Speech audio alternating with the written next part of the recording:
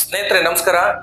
ಕ್ರಿಸ್ತ ಪೂರ್ವ 6ನೇ ಶತಮಾನದಲ್ಲಿ ಭಾರತದ ಇತಿಹಾಸದಲ್ಲಿ ಭಾರತಕ್ಕೆ ಮತ್ತು ಭಾರತೀಯ ಸಂಸ್ಕೃತಿಗೆ ಒಂದು ಹೊಸ ಚೈತನ್ಯವನ್ನ ಮೂಡಿಸಿದಂತಹ ಅತ್ಯಂತ ಮಹತ್ತರವಾದಂತಹ ಕಾಲಘಟ್ಟ ಅಂತ ಹೇಳಿ ಕರಿತೇವೆ. ಹಾಗಾದ್ರೆ ಈ ನೆಲದಲ್ಲಿ ಬದಲಾವಣೆಗೆ ಕಾರಣರಾದಂತಹ ಮುಂದೊಂದು ಇಡೀ ಜಗತ್ತಿಗೆ ಮುಂದಿನ ದಿಕ್ಕು ದಿಸೆಯನ್ನ ಕಲ್ಪಿಸಿಕೊಟ್ಟಂತಹ ಒಂದು ಸಿದ್ಧಾಂತವನ್ನ, ಒಂದು ಧರ್ಮವನ್ನ ಹುಟ್ಟು ಹಾಕಿದ ಒಬ್ಬ ವ್ಯಕ್ತಿಯ ಜನನವಾಗ್ತದೆ.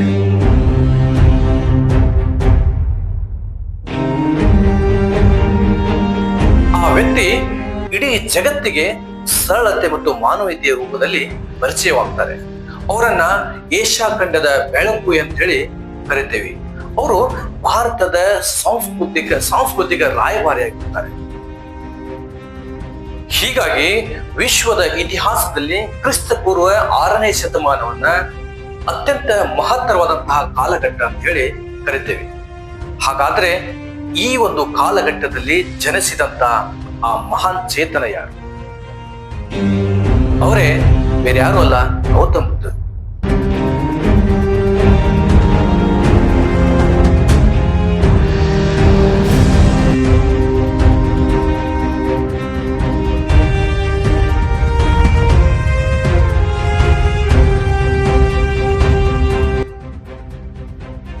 ಶಾಂತಿಯ ಮೂಲಕ ಇಡೀ ಜಗತ್ತನ್ನೇ ತನ್ನ ಕಡೆಗೆ ಸೆಳೆದಂತ ಒಬ್ಬ ಮಹಾನ್ ವ್ಯಕ್ತಿ ಗೌತಮ ಬುದ್ಧರು. ಅವರು ಜನಿಸಿದ್ದು ಈ ಭಾರತದ ಮಣ್ಣಿನಲ್ಲಿ, ಈ ಭಾರತದ ಸಂಸ್ಕೃತಿಯಲ್ಲಿ. ಆದರೆ ಇವರ ಸಂದೇಶ ತಲುಪಿದ್ದು ಇಡೀ ಜಗತ್ತಿಗೆ. ಸ್ನೇಹಿತರೆ, ಇತಿಹಾಸವನ್ನ ಪರಿಗಣಿಸಿದಾಗ ನಾವು ಅಲ್ಲಿ ರಕ್ತಪಾತ, ಹೊಡೆದಾಟ ಅಷ್ಟೇ ಅಲ್ಲ, ಬದಲಾಗಿ ಮನುಷ್ಯನ ಬದುಕಿಗೆ ಬೇಕಾಗುವಂತಹ ಮಾರ್ಗದರ್ಶನ, ಮನುಷ್ಯನ ಬದುಕು ಹೇಗಿರಬೇಕೆನ್ನುವುದರ ಬಗ್ಗೆ ಈ ಇತಿಹಾಸವೇ ಗುರುವಾಗಿ ಹೇಳ್ತಾ ಹೋಗ್ತದೆ. ಇದಕ್ಕೆ ಉತ್ತಮ ನಿದರ್ಶನ ಅಂತಂದ್ರೆ ಗೌತಮ ಬುದ್ಧರು ಎಂದು ಹೇಳಬಹುದು. ಒಬ್ಬ ಮಹಾರಾಜನ ಮಗನಾಗಿ ಇಡೀ ಸಾಮ್ರಾಜ್ಯ, ಅರಮನೆ ಎಲ್ಲವನ್ನೂ ತ್ಯಾಗ ಮಾಡಿ ಅತ್ಯಂತ ಸರಳ ಹಾಗೂ ಸಾಮಾನ್ಯ ಜೀವಿಯಾಗಿ ಬದುಕ್ಬಿಟ್ರು. ಸುಖ ದುಃಖ, ಶಾಂತಿ ಅಶಾಂತಿ, ಬದುಕು ಎಲ್ಲದರ ಬಗ್ಗೆ ಸತ್ಯವನ್ನ ಕಂಡುಕೊಂಡ್ರು. ಅಶಾಂತಿ ಎನ್ನುವವರ ಮಧ್ಯೆ ಶಾಂತಿಯ ಮಂತ್ರವನ್ನ ಹೇಳಿಕೊಟ್ರು. ಹಾಗಾಗಿ ಇಡೀ ಜಗತ್ತಿಗೆ ಅವರು ಯಾವುದೇ ಧರ್ಮದವರಾಗಲಿ, ಗೌತಮ ಬುದ್ಧರು ಅಂದ್ರೆ ಎಲ್ರಿಗೂ ಅವರ ತತ್ವಗಳನ್ನ, ಅವರ ಚಿಂತನೆಗಳನ್ನ ಅನುಸರಿಸುವಂತಹ ಪ್ರಯತ್ನವನ್ನ ಒಂದಿಲ್ಲ ಒಂಥರದಲ್ಲಿ ಎಲ್ಲರೂ ಮಾಡ್ತಾರೆ. ಅವರ ಮೂರ್ತಿಯನ್ನ ಶಾಂತಿಯ ಸಂಕೇತವಾಗಿ ಎಲ್ಲರೂ ಇಟ್ಕೊಳ್ತಾರೆ. ಇಂತಹ ಗೌತಮ ಬುದ್ಧರ ಬಗ್ಗೆ ಈ ಒಂದು ವಿಡಿಯೋದಲ್ಲಿ ತಿಳ್ಕೊಳ್ತಾ ಹೋಗೋಣ ಬನ್ನಿ. ಸ್ನೇಹಿತರೆ, ಗೌತಮ ಬುದ್ಧರು ಜನಿಸಿದ್ದು ಕ್ರಿಸ್ತ ಪೂರ್ವ 563ರಲ್ಲಿ. ಅಂದಿನ ಅಖಂಡ ಭಾರತದಲ್ಲಿ, ಇಂದಿನ ನೇಪಾಳದ ಲುಂಬಿನಿ ವನದಲ್ಲಿ ಜನಿಸಿದರು. ಇವರ ಜನನದ ಬಗ್ಗೆ ಹಲವಾರು ನಂಬಿಕೆಗಳಿವೆ, ಅದನ್ನ ಆಮೇಲೆ ಹೇಳ್ತೇವೆ. ಉತ್ತರ ಪ್ರದೇಶದ ಕಪಿಲವಸ್ತು ಅಲ್ಲಿರುವಂತಹ ಮಹಾರಾಜ ಸಿಂಹಾಹನನು ಈತನಿಗೆ ಶುದ್ಧೋಧನ ಎನ್ನುವಂತ ಒಬ್ಬ ಮಗ ಜನಿಸ್ತಾನೆ. ಈ ಶುದ್ಧೋಧನನಿಗೆ ಪಕ್ಕದ ರಾಜ್ಯದಲ್ಲಿದ್ದಂತಹ ಸುಪ್ರಪ್ರದ ಅನ್ನುವಂತಹ ಒಬ್ಬ ವ್ಯಕ್ತಿಗೆ 2 ಹೆಣ್ಣು ಮಕ್ಕಳು ಇರ್ತಾರೆ. ಒಂದು ಪ್ರಜಾಪತಿ ಗೌತಮಿ, ಮತ್ತೊಂದು ಮಾಯಾವತಿ ಅನ್ನುವಂತಹ 2 ಹೆಣ್ಣು ಮಕ್ಕಳು ಇರ್ತಾರೆ. ಈ 2 ಹೆಣ್ಣು ಮಕ್ಕಳನ್ನ ಶುದ್ಧೋಧನಿಗೆ ಮದುವೆ ಮಾಡಿಕೊಳ್ಳಲಾಗ್ತದೆ. ಶುದ್ಧೋಧನನ ಪಟ್ಟದ ರಾಣಿ ಮಾಯಾವತಿ. ಈ ಮಾಯಾವತಿಗೆ ಜನಿಸಿದಂತಹ ಮಗುವೆ ಸಿದ್ಧಾರ್ಥ. ಈ ಸಿದ್ಧಾರ್ಥರೇ ಮುಂದೆ ಗೌತಮ ಬುದ್ಧರಾಗಿ ಬದಲಾಗ್ತಾರೆ, ಇಡೀ ಜಗತ್ತಿಗೆ ಪ್ರಸಿದ್ಧಿಯನ್ನು ಪಡ್ತಾರೆ. ಸಿದ್ಧಾರ್ಥರು ಜನಿಸಿದ 7 ದಿನಕ್ಕೆ ತಮ್ಮ ತಾಯಿಯನ್ನ ಕಳೆದುಕೊಳ್ತಾರೆ. ತಮ್ಮ ಚಿಕ್ಕಮ್ಮ ಪ್ರಜಾಪತಿ ಅಥವಾ ಗೌತಮಿ ಮಾತೆ ಅಂತ ಹೇಳ್ಕರ್ತೀವಿ, ಅವರ ಆಶ್ರಯದಲ್ಲಿ ಬೆಳೀತಾರೆ.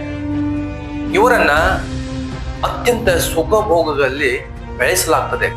ಬಾಲ್ಯದಲ್ಲಿ ಇವರ ಜಾತಕವನ್ನ ನೋಡಿದಾಗ ಇವರು ಮುಂದೊಂದು ದಿನ ಬಹುದೊಡ್ಡ ರಾಜನಾಗಬಹುದು ಅಥವಾ ಒಬ್ಬ ಸನ್ಯಾಸಿ ಆಗಬಹುದು ಎಂದು ತಿಳಿಸಿರುತ್ತಾರೆ. ಹಾಗಾಗಿ ಈತನಿಗೆ ಯಾವುದೇ ಕೊರತೆ ಆಗದಂತೆ ಅರಮನೆಯಲ್ಲಿ ಎಲ್ಲ ಸುಖಭೋಗಗಳನ್ನ ಕೊಟ್ಟು ಇಡ್ಲಾಗ್ತದೆ. ಇವರನ್ನ ಅರಮನೆಯಲ್ಲಿ ಕೂಡ ಹಾಕ್ತಾರೆ ಅನ್ನುವಂಥ ವಿಷಯನ್ನ ಹೇಳ್ತಾರೆ. ಕೂಡ ಹಾಕ್ತಾರೆ ಅಂತಂದ್ರೆ ಸಿದ್ಧಾರ್ಥರಿಗೆ ಯಾವುದೇ ಅಶಾಂತಿ, ದುಃಖ ತಾಗದೇ ಇರಬಾರ್ದು ಅನ್ನೋ ರೀತಿ. ಮುಂದೆ ಇವರಿಗೆ 16ನೇ ವಯಸ್ಸಿನಲ್ಲಿಯೇ ಸ್ವಯಂವರವನ್ನ ಏರ್ಪಡಿಸಿ ಮದುವೆ ಮಾಡಲಾಗ್ತದೆ. ಸ್ವಯಂವರ ಅಂತಂದ್ರೆ ಊರಿನ ಎಲ್ಲ ಹೆಣ್ಣು ಮಕ್ಕಳನ್ನ ಒಂದು ಕಡೆ ಸೇರಿಸಿ ಅವರಲ್ಲಿ ಇವರಿಗೆ ಯಾರು ಬೇಕು ಅನ್ನೋದನ್ನ ಇವರು ಆಯ್ಕೆ ಮಾಡ್ಬೋದು. ಇದಕ್ಕೆ ನಾವು ಸ್ವಯಂವರ ಅಂತ ಹೇಳ್ತೀವಿ. ಅದರಲ್ಲಿ ಯಶೋಧರೆ ಅಥವಾ ಯಶೋಮಾತೆ ಅನ್ನುವಂಥ ಮಹಿಳೆಯನ್ನ ಸಿದ್ಧಾರ್ಥರಿಗೆ ಆಯ್ಕೆ ಮಾಡಲಾಗ್ತದೆ. ಸಿದ್ಧಾರ್ಥರ ಮದುವೆ ಯಶೋಮಾತೆ ಅನ್ನುವಂಥ ಮಹಿಳೆ ಜೊತೆ ಮದುವೆ ಆಗ್ತದೆ. ಮುಂದೆ ಇವರಿಗೆ ರಾಹುಲ್ ಎನ್ನುವಂತಹ ಮಗು ಕೂಡ ಜನನವಾಗ್ತದೆ. ಸಂಸಾರಿಕ ಜೀವನದಲ್ಲಿದ್ದಾಗಲೇ ಗೌತಮ್ ಬುದ್ಧರು ಒಂದು ದಿನ ಅರಮನೆಯಿಂದ ಸಂಜೆ ವಾಯುವಿಹಾರಕ್ಕೆಂದು ಹೊರ ಹೋಗ್ತಾರೆ. ಜಾತಕ ಕಥೆಗಳ ಪ್ರಕಾರ ಅರಮನೆಯಿಂದ ಹೊರ ಹೋದಾಗ ಅಲ್ಲಿ 4 ದೃಶ್ಯಗಳನ್ನ ಗೌತಮ್ ಬುದ್ಧರು ಕಾಣ್ತಾರೆ. ಒಂದು ರೋಗಿ, ವೃದ್ಧ, ಒಂದು ಶವಯಾತ್ರೆ ಹಾಗೂ ಸನ್ಯಾಸಿಯ ದೃಶ್ಯವನ್ನ ಕಾಣ್ತಾರೆ. ಈ 4 ದೃಶ್ಯಗಳು ಗೌತಮ್ ಬುದ್ಧರ ಮೇಲೆ ಅಗಾಧವಾದಂತ ಪರಿಣಾಮವನ್ನ ಬೀರ್ತವೆ. ಅದರಲ್ಲಿ ಮೊದಲ 3 ದೃಶ್ಯಗಳಲ್ಲಿ ಅಶಾಂತಿ, ದುಃಖ ಕಂಡುಕೊಂಡ್ರೆ 4ನೇ ದೃಶ್ಯ ಅಂದ್ರೆ ಸನ್ಯಾಸಿಯಲ್ಲಿ ಶಾಂತಿ, ಸಂತೋಷವು ಕಾಣುತ್ತದೆ. ಹೀಗಾಗಿ ಜೀವನ ಅಂದ್ರೆ ಇದೆ ಅನ್ನುವಂಥ ನಿರ್ಧಾರಕ್ಕೆ ಬರುತ್ತಾರೆ. ನಾನು ಎಲ್ಲವನ್ನು ತ್ಯಾಗ ಮಾಡ್ತೀನಿ, ಸನ್ಯಾಸಿ ಆಗ್ತದೆ ಅಂತ ಹೇಳಿ ಎಲ್ಲವನ್ನು ತ್ಯಾಗ ಮಾಡ್ತಾರೆ. ದುಃಖದ ಮೂಲವನ್ನ ಕಂಡುಕೊಳ್ಳಲು ಸಾಮ್ರಾಜ್ಯ, ಅರಮನೆ, ಪತ್ನಿ ಎಲ್ಲವನ್ನು ತ್ಯಾಗ ಮಾಡಿ ಒಂದು ದಿನ ಅರಮನೆಯಿಂದ ಹೊರ ಹೋಗ್ಬಿಡ್ತಾರೆ. ಇದನ್ನೇ ನಾವು ಮಹಾಪರಿತ್ಯಾಗ ಅಂತ ಹೇಳಿ ಕರಿತೇವೆ. ಮುಂದೆ ಗೌತಮ್ ಬುದ್ಧರು ಸನ್ಯಾಸಿಯಾಗಿ ಜೀವನವನ್ನ ಪ್ರಾರಂಭಿಸುತ್ತಾರೆ. ಹಲವಾರು ದಿನ ಇವರು ಅಲೆಮಾರಿಯಾಗಿ ಅಲಿತಾರೆ.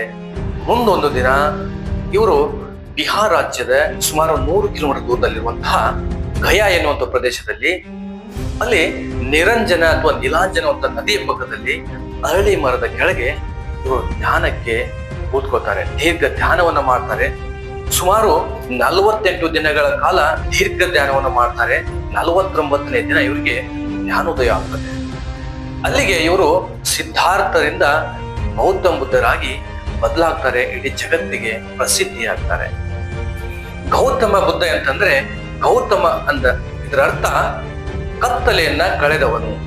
ಬುದ್ಧ ಅಂತಂದ್ರೆ ಜ್ಞಾನವನ್ನ ಸಂಪಾದಿಸಿದವನು. ಇವರನ್ನ ತಥಾಗತ ಅಂತ ಹೇಳಿ ಕರೆಯಲಾಗುತ್ತದೆ. ತಥಾಗತ ಅಂತಂದ್ರೆ ಸತ್ಯವನ್ನ ಅರಿತವನು ಎಂದು ಹೇಳಲಾಗ್ತದೆ. ಇವರು ಹಲವು ಪ್ರವಚನಗಳನ್ನ ಮತ್ತು ಉಪದೇಶಗಳನ್ನ ಹೇಳ್ತಾ ಹೋಗ್ತಾರೆ. ಉತ್ತರ ಪ್ರದೇಶದಲ್ಲಿರುವಂತಹ ಸಾರಾನಾಥ್ ಎನ್ನುವಂತಹ ಪ್ರದೇಶದಲ್ಲಿ ಇವರ ಮೊದಲನೇ ಉಪದೇಶ ಪ್ರಾರಂಭವಾಗುತ್ತದೆ. ಹೀಗೆ ದಿನ ಕಳೆದಂತೆ ಭಾರತ ಅಷ್ಟೇ ಅಲ್ಲದೆ ಜಗತ್ತಿನ ತುಂಬಾ ಇವರ ಅನುಯಾಯಿಗಳು ಮೀರಿ ಬೆಳೀತಾರೆ. ಮುಂದೆ ಗೌತಮ್ ಬುದ್ಧರ ಚಿಂತನೆಗಳು ಬೌದ್ಧ ಧರ್ಮಕ್ಕೆ ಕಾರಣವಾಗ್ತದೆ. ಬುದ್ಧರು ಮುಂದೆ ತಮ್ಮ 80ನೇ ವಯಸ್ಸಿನಲ್ಲಿ ಉತ್ತರ ಪ್ರದೇಶದ ಕುಶಿನಗರ ಎನ್ನುವಂತ ಪ್ರದೇಶದಲ್ಲಿ ತಮ್ಮ ಅಂತ್ಯವನ್ನ ಕಾಣ್ತಾರೆ. ಇದನ್ನೇ ನಾವು ಪರಿನಿರ್ವಾಣ ಅಂತ ಹೇಳಿ ಕರಿತೇವೆ. ಹೀಗೆ ಬುದ್ಧರ ಜೀವನ ಮತ್ತು ಬುದ್ಧರ ಸನ್ಯಾಸತ್ವಕ್ಕೆ ಸಂಬಂಧಪಟ್ಟಂತೆ ಹಲವಾರು ಕಥೆಗಳು ಮತ್ತು ಪ್ರಸಂಗಗಳಿವೆ. ಅವುಗಳಲ್ಲಿ ಅಂಗುಲಿಮಾಲ ಅನ್ನುವಂಥದ್ದು ಈ ಕಥೆನ ತಾವೆಲ್ಲರೂ ಕೇಳಿರ್ತೀರಿ. ಇದಕ್ಕಿಂತ ಪೂರ್ವದಲ್ಲಿ ಪಠ್ಯ ಪುಸ್ತಕಗಳಲ್ಲಿ ಕೂಡ ಇದು ಪ್ರಕಟವಾಗಿತ್ತು. ಅಂಗುಲಿಮಾಲ ಅನ್ನುವಂಥದ್ದು ಒಬ್ಬ ವ್ಯಕ್ತಿ ಅತ್ಯಂತ ಕೆಟ್ಟ ಕ್ರೂರ ವ್ಯಕ್ತಿ ಆಗಿರ್ತಾನೆ. ಈತನು ಜನರನ್ನ ಹಿಂಸೆ ಮಾಡಿ ಅವರ ಬೆರಳುಗಳನ್ನ ಕತ್ತರಿಸಿ ಹಾರ ಮಾಡಿ ಹಾಕಿಕೊಳ್ತಿದ್ದ ಅನ್ನುವಂತಹ ವಿಷಯ. ಇವರನ್ನ ಗೌತಮ್ ಬುದ್ಧರು ಮನಸ್ ಪರಿವರ್ತನೆ ಮಾಡಿದ್ರು ಅನ್ನೋ ವಿಷಯ ಎಲ್ರಿಗೂ ಗೊತ್ತು.